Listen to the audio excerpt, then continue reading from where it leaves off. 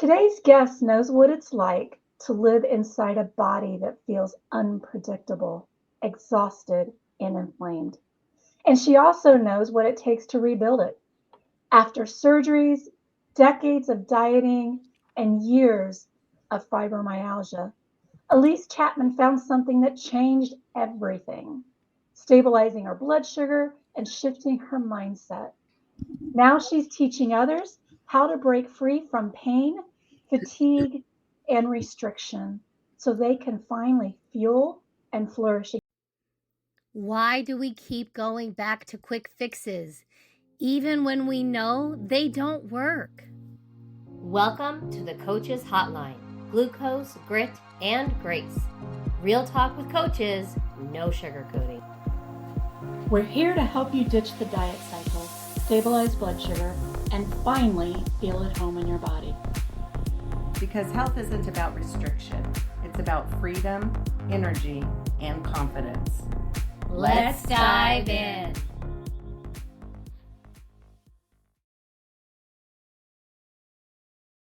Again, Elise, we're glad you're here. Thank you. I'm so happy to be here. Thank you for having me. Thank you. Elise, so before we dive into today's topic, grace, healing, movement, and listening to your body, we want our audience to understand your journey, Elise, because you didn't come to this work from a textbook. You came to it through real life, surgeries, dieting, exhaustion, and building your health from the inside out. Elise, would you share with us your story, what life looked like then, what shifted, and how that transformation led you to the work you're doing today? I'd be happy to. Thank you. Awesome. So at the age of 16, I had a terrible stomach virus, flu, whatever, and I never got better. I felt horrible. I went to a million different doctors to try to figure out why I wasn't feeling better. It was like pain all over my body, just like all these trigger point areas. It was just horrible. My sister, my mom were sick too, but they got better and I didn't. So I went to a million doctors, and long story short, by basically a diagnosis of exclusion, they came up with fibromyalgia because there is no concrete blood test. There's no concrete imaging for it. They basically rule out things like Lyme disease, Epstein-Barr, all that stuff. Wow. So that's what I was diagnosed with. And just quickly for the audience, if they're not familiar with what fibromyalgia is, often it's thought of as an autoimmune disease, which I kind of thought it was too, but it's really not. It's often associated with a lot of autoimmune diseases. It's really a neurological condition where basically how the brain and the nervous system processes pain. So it's very hypersensitive. So just like a light touch could be like absolutely like fire to some people. It's just how the chemicals are shooting off basically in your brain. Wow. Really cure for it. I tried different medications and things to settle things down. Nothing really is that effective. At least I haven't found too much effective for that. So anyway, it kind of leads to widespread pain, fatigue, brain fog, a host of issues. But again, like I say, it's often associated with things like Hashimoto's and thyroid problems and things like that. So you were diagnosed with that when you were a teenager? 16. Wow. I've never heard of anyone that young before. Me either. So It puts quite a that's a teenager, and having to go through that had to be It was tough. And then for so long, not really knowing what is wrong with me. It's nice to have the diagnosis. It is a little reassuring, but then it's kind of a little frustrating because there's really no cure for it. And you just have to, Elise is the name. But unfortunately, and things have really gotten a lot better, but this was so many years ago, they often thought it was really in your head. And it's like, because you look perfectly fine on the outside, you look nice and healthy, whatever, but there's so much going on inside that nobody can see. So that's why I really jump ahead. I just love to talk to other women or people experience this because they're not seen and they're not heard. They just aren't believed at times, and they just think it's like, maybe it is in my head, but it's really not in your head. How long did it take you to get diagnosed? Oh my goodness. Probably like 3 years, probably something like that. I just went to all kinds of people, endocrinology, rheumatology, general practitioners. I just went all over the place, and they did all kinds of testing, which I'm relieved there wasn't anything life-threatening or whatever, but this is very life-altering. Right. So you get that, and they just throw a bunch of pills at you and send you on your way, and they give you antidepressants. They give you all kinds of stuff to because they want to try to increase your serotonin levels, which helps to relieve pain. But for me, it didn't really work. I'm done with these pills. I can't do it anymore. So then, along with that, I've always been trying to lose weight. Since the age of 11, I don't think I just constantly worried about what I put in my mouth, constantly. So with that, ended up, again, another long story, but in my 20s, I ended up having about 5 to 6 abdominal surgeries because I had lost about 100 pounds in my early, like 22, maybe 23. I ended up having that big old-fashioned gallbladder surgery where they couldn't do the nice little tiny incisions, like that nice big one. I had so many complications from that. And that led to another 5 surgeries after that. So of course, during this time, my weight's going up and down all over the place because I'm too busy trying to recover from surgeries and to really worry about my diet and my nutrition and all that. So that was that was a long battle in my 20s. And then fast forward again, now a little later in my life, now my late 40s, early 50s now, I ended up having skin removal surgeries because of all the loose skin from gaining weight, going up and down in weight all my life.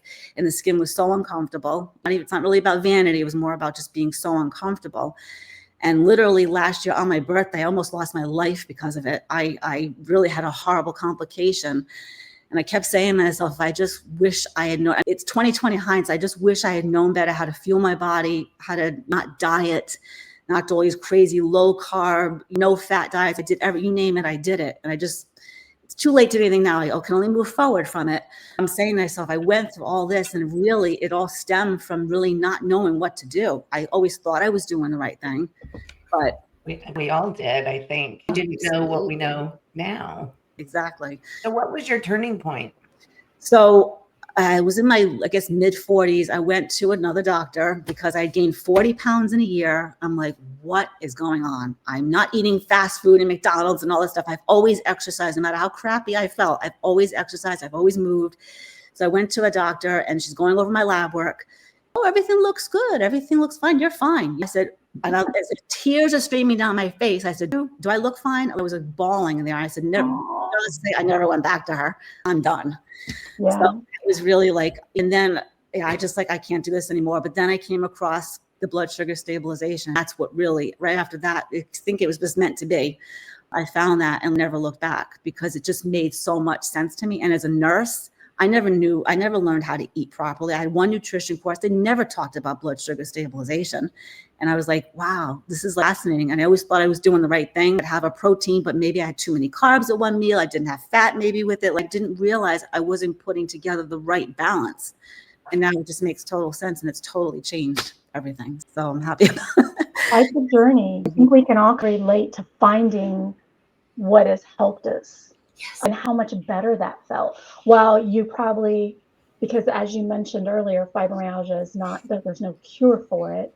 But if you can feel better, that just makes your life so much more sustainable, I guess. And you just get a better feeling and you want to do things. So you talked about being messy in the middle, giving yourself grace during the messy middle, how that allowed for your transformation to take work. Do you want to talk about that just a little bit? Yeah, sure. I've always been someone your podcast called Grit, Race, Grit. I am someone with a lot of grit. When I'm determined to do something, I do it. However, I have to work within my limitations. I mean, I also have some other injuries. I have a shoulder that needs surgery. I have a knee that needs surgery. I've got a lot of things against me, but I know that every day is different. Healing is not linear. Healing is you're going to go up, you're going to go down. It waxes and wanes.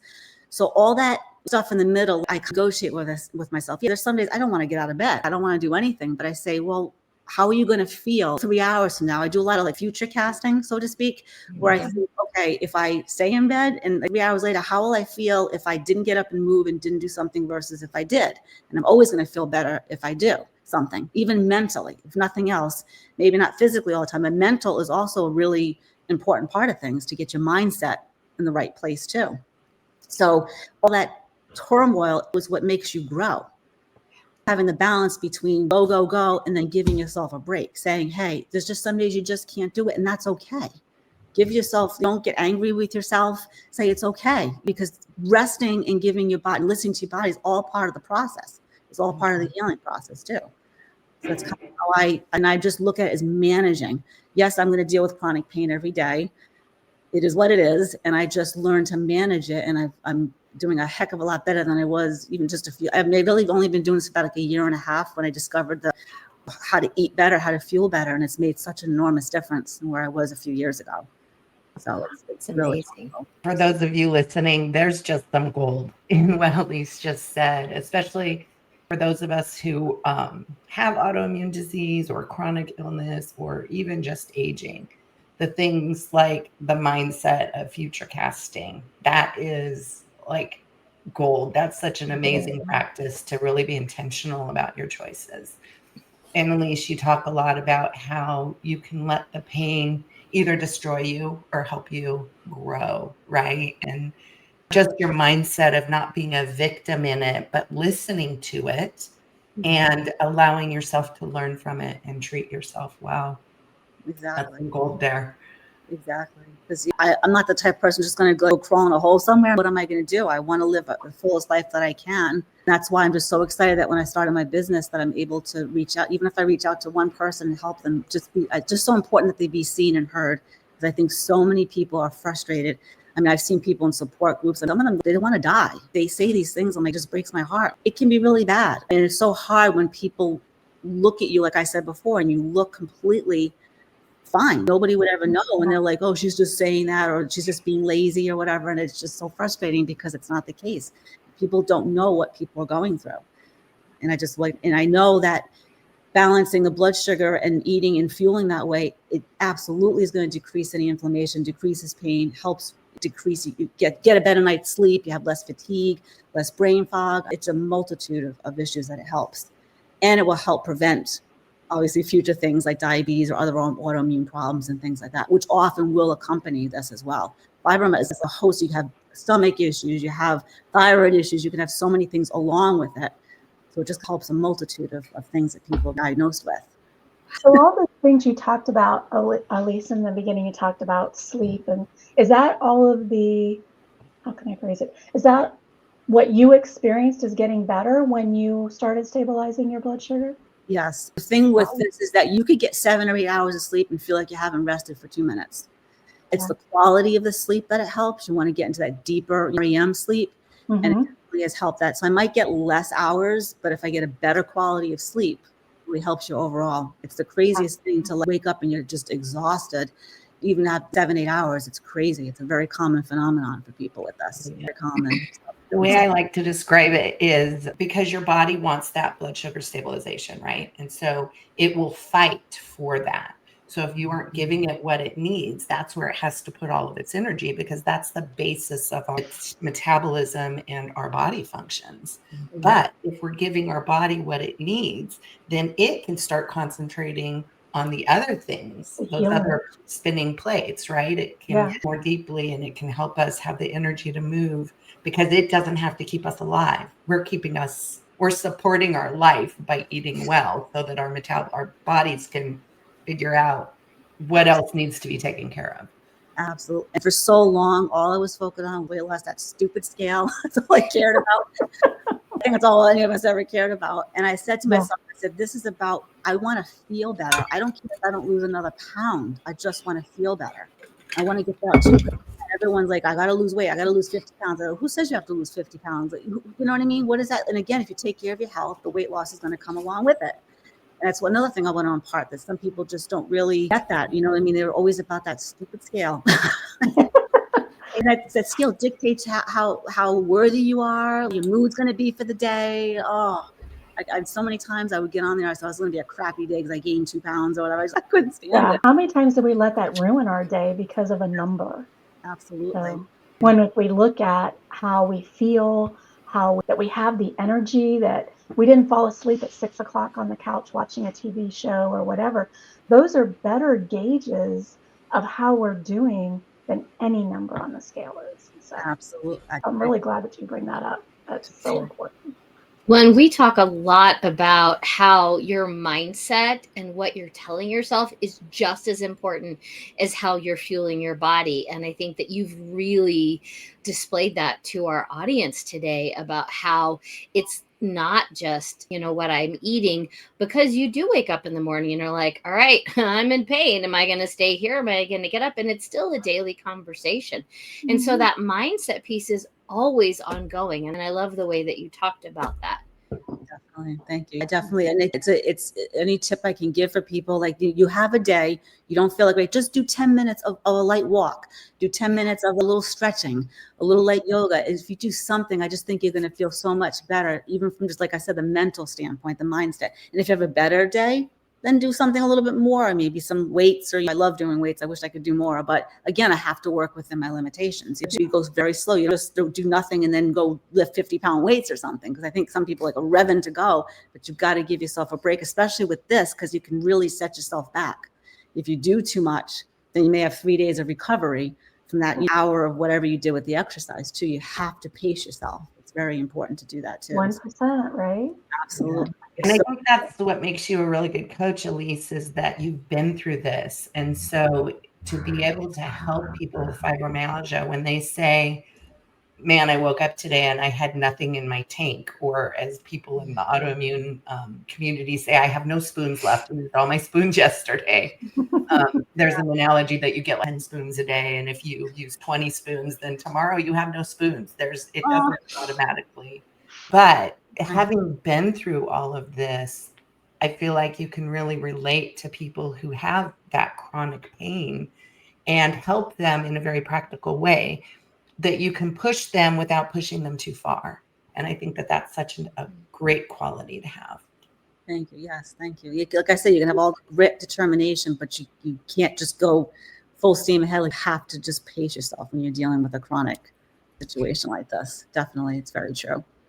Well, and I think that really speaks to listening to your body and learning what those different indicators are saying. So, do you have any tips for our audience? What do you do when your fibromyalgia is hitting? You can feel it. What are some tips? Absolutely. Well, first of all, I know we always want to go to the comfort foods when we feel like crap. We want the chocolate, we want the potato chips, we want all those good things. Now, doesn't mean you can't have it if you want to have that, but just remember, how is that going to serve your body? Are you going to feel worse from it? Probably. So I always recommend try to eat as clean as you can, especially if you really are having a bad flare. You go through times, you get the pain all the time, and there's times it really gets exacerbated for whatever reason. There's a million factors as to why that could happen. But I always say try to eat as clean as you possibly can, even though I know we want to grab those comfort foods. Definitely keep yourself hydrated. Try to move, even if it's like I said, like 10 minutes or so. Just even stretching is great to do. Light yoga, not a heavy duty hot yoga kind of thing, like a light yoga. Walking is obviously really good, just a stroll. And then sometimes if you just got to rest, like you just have to take a break, but just try. I know it's hard. All those days you just don't want to get up, but I just think once you get just that little piece of momentum, that one thing, like put out your exercise clothes, have them right there, and just that, put them on, and then go about something, and then just a little bit of motion, a little bit of momentum normally gets you going. At least it helps me get going. Because believe me, I'm right with people. I get it. There are days I just don't want to, but I feel so much better after I've done something. And I don't care if it's only 10 minutes. It's something. Right. You know, a lot of times I won't even put on my workout clothes. I'm just going to walk in my robe just to go do that. That's okay. You know? Yeah. Who says that you have to have special clothes on to go for a walk? That's true. I mean, I wouldn't go outside in my robe, but you know. Inside, you can do whatever you want. That's the perfect mixture of grit and grace, right? The grit to push yourself a little bit and to make sure that you're doing the healthy things that you need to do for your body, but the grace to listen and to not push yourself too far. And that's exactly what we love to talk about here. Absolutely. It's very important. And I think it's important to know that when you give yourself grace, it's not a bad thing. It is what we need as women, as someone who has autoimmune or someone who has fibromyalgia, any of those challenges. We need to give ourselves grace and understand that this is what I need right now, and it's okay. So, and I think that's where a lot of people feel like, oh, well, I didn't chop the firewood or do all this other stuff, but it's okay. So, right. Trying to focus on what you can't do. Focus on what you can do. Exactly. Well put. Very well put. Yes.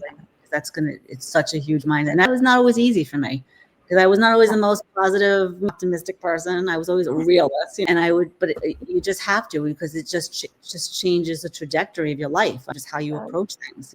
You can be woe is me, or you just have to rise above it and look at that. And I think the rest and the grace is absolutely mandatory when you're trying to heal. This is a lifelong process. We're healing. I can never say I'll be completely healed, but I'm in the process of healing and managing, and that's okay. And the best thing I also love about this, that I felt like I was floundering for so long. I had no idea how to eat anymore. I didn't know what to do. I just loved coming across it because it's like, it's so easy. Put the protein, fat, and a carb together, call it a day. I have 3-4 hours. And if I want to have one meal that's not so great, the next 3 hours later, I go right back to my balanced plate. And it's so easy. And I'm just so thrilled I found this because I don't know what I was going to do. I just kept trying everything, Weight Watchers and fasting, and smoothie diets and detox. You guys know, it just was never ending. I counting points and track. I can't take it. I couldn't take it anymore. And this was just like, oh my God, we don't have to worry about calories. I couldn't believe it. I was like, oh, this is fantastic. Just eating a balanced meal, the calories take care of themselves. And I never realized that. Learning so much from this. Like I said, being in nursing, I never learned that. It's incredible. And I know a lot of medical professionals, I don't think, are aware of that either. So it is crazy. That's where we can fill the gaps. Exactly. All right. So that was some awesome information for our audience. So what we try and do with our guest coaches, we like this little section. We call it our lightning round. So we're going to ask you a few questions. Some of them might be not so serious, just kind of so people can get to know you. So I'll start off with, what is your go-to gentle movement when your body says, not today, ma'am? I would say a gentle walk, maybe at the speed of a wandering toddler. I love that. For that. You're still moving, but just going slowly. That's okay. Do you have a length that you try to do, or is it just about getting outside and getting in nature? And just getting some sunshine. It's a nice day, obviously. Just getting some fresh air. That's really what it's about. I don't really I just maybe 15, 20 minutes, just something nice. Just be a toddler. No, I love that thought. Okay, so next question. What food used to intimidate you, but now you enjoy Rebel on those days that you can? I would say Brussels sprouts, those little fart nuggets. I absolutely love them now. Love them roasted up and some olive oil, avocado. It's so good. I could eat tons of them. It's crazy, but. Wow. All right. So if Grace in the messy middle were a character in a movie, who would you be? Who would it be? The friend that would show up with some tissues and some tough love. Oh, I love that. I do. That just gave me chill bumps. Good. I want that. It's tough love is never a bad thing. It is not. And usually that's what your best friend is going to give you. Especially with love and support. Exactly. And the box of tissues. Exactly. Depends how bad it is. Right. Exactly. All right. So what's your chronic pain day uniform? Cozy socks, a soft blanket, or a full-on burrito wrap? I'd say a full-on burrito wrap, especially in the winter. I love those heated blankets and just it feels so good. Sit down, and if I'm ready to just relax, I'm done with the day, put on something stupid on TV and just lay down and just cuddle on the blanket. It's just so comforting. It's just so comforting. So I love to do that. I love it. I just want to go do that now. So your body could text you. What would be the most common message or the emoji that it would send you? Girl, I need a break. And what would that break look like, Elise? I think, and I've talked about not being hard. I think from a mental standpoint, just not being so hard on myself. Again, I sometimes have to take a step back because when I start something, I want to finish it. Even if I'm in pain, but I've advised sometimes it's okay. You have to stop. So that's why I'm saying take a break. I'm in the middle of an exercise program and I'm just like, I just can't do it anymore. It's okay. So that's why, but I tend to have the personality. I just want to finish it. I just want to feel accomplished and finished, but sometimes you just can't, and that's okay. So that seems like a very supportive message to send to yourself. Exactly. Absolutely. All right. So what is your superpower as a coach? Now, this can be a serious superpower or maybe one that's slightly ridiculous. What is your superpower as a coach? Really, on a serious note, I really think I can see the woman beneath the struggle. I really think I can see her. If I'm especially face to face, I can just look at them and I can get it. You know what I mean? I get it. And I just want them to know that they're not alone and somebody out there understands. That is awesome. You're that friend with the box of Kleenex. I'd like to be. Yeah, I can. Yeah. Absolutely.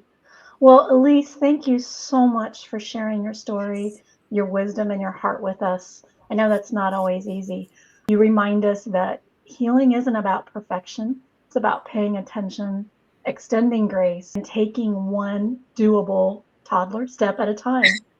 For everyone listening, if Elise's journey resonates with you, let it be your reminder that freedom is possible. Yes. Your body isn't the enemy, and you can rebuild it, you can restore, and you don't have to do it alone. So, Elise, thank you for being with us on Glucose, Grit, and Grace. Until next time, keep stabilizing, keep showing up, and give yourself a whole lot of grace along the way. But Elise, can you also let our listeners know how they can get in contact with you? Because what your message can resonate to so many people who have been struggling with that. So if you can let them know how they can get in contact with you. Well, I have a website, elisechapmancoaching.com. I also have my handle is at Fuel and Flourish on Instagram, of course, Fuel and Flourish with Elise, and of course on Facebook. So I can actually it's elisechapmancoaching.com. Is it? Wait, I'm sorry, I'm messing this up. elisechapman.com. Either way, it's good. Either way, they'll get it. We'll put it in the links. Yeah, but so please connect with Elise if her message connects with you, especially if you're struggling with the fibromyalgia. Many of you out there are struggling. She's got the knowledge and the heart and the compassion. Right. Thank you. Yes, please reach out. I'd be happy to help anybody I can and send those out. Please reach out. And as Elaine said, we will have all the links in the show notes. So please scroll down, look at that. Thanks so much for tuning in today. If this episode gave you new insight or even just that 1% shift to work on, hit the like button and make sure that you subscribe so that you never miss an episode. We'd also love if you could share this podcast with a friend who is in their own health journey. Sometimes that little nudge is just exactly what they need. So thanks, Elise, again. Thank and thanks everyone for listening. Thank you. Bye-bye. See you guys later.